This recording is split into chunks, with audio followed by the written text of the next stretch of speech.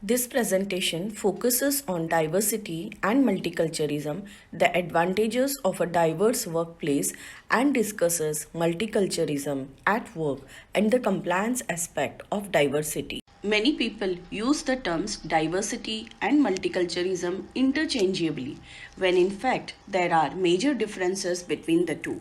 Diversity is defined as the differences between people. These differences can include race, gender, sexual orientation, religion, background, socio-economic status, and much more. Multiculturalism goes deeper than diversity by focusing on inclusiveness, understanding, and respect, and also by looking at unequal power in society. Why diversity and multiculturalism?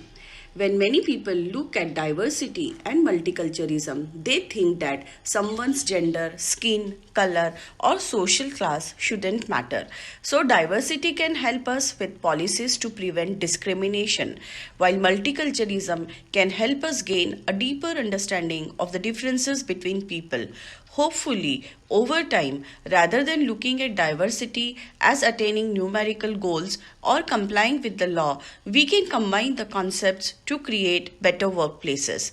Although many books discuss laws relating to diversity, not many actually describe why diversity is necessary in the workplace. Here are some of the main reasons. First, it is the law.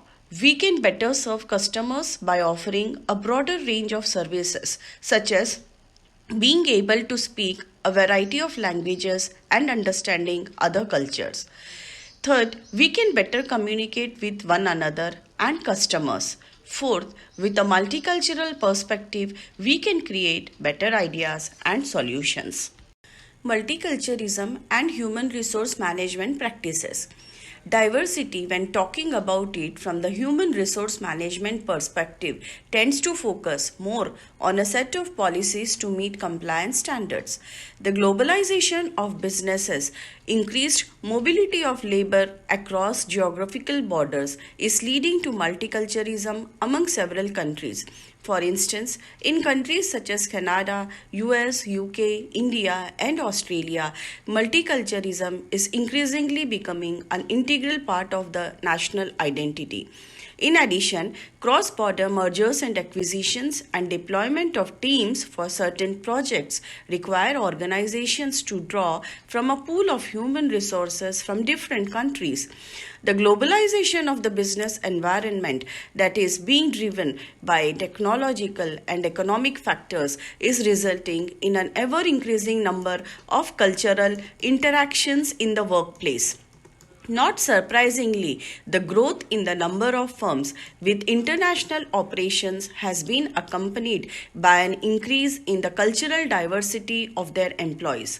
Much of our personal and interpersonal interactions are guided by cultural values, expectations, and attitudes.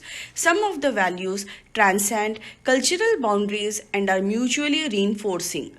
Other cultural values create interactions with high potential for conflict, misunderstanding, poor performance, and ultimately individual and organizational ineffectiveness or failure. The multiculturalism in Indian firms may lead to substantial benefits, including increased creativity, improved decision making, and broader markets for the product. However, more cultural diversity also may pose important challenges for these firms, whether or not they have multinational operations. For instance, as cultural diversity increases, firms may need to develop new strategies for managing and motivating their employees. Other cultural values create interactions with high potential for conflict, misunderstanding, poor performance, and ultimately individual and organizational ineffectiveness or failure. Hence, we conclude that diversity is the real or perceived differences between individuals.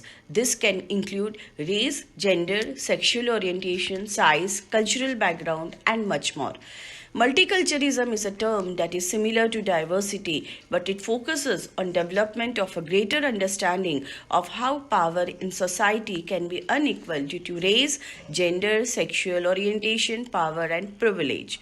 Power and privilege is a system of advantages based on one's gender, race, and sexual orientation.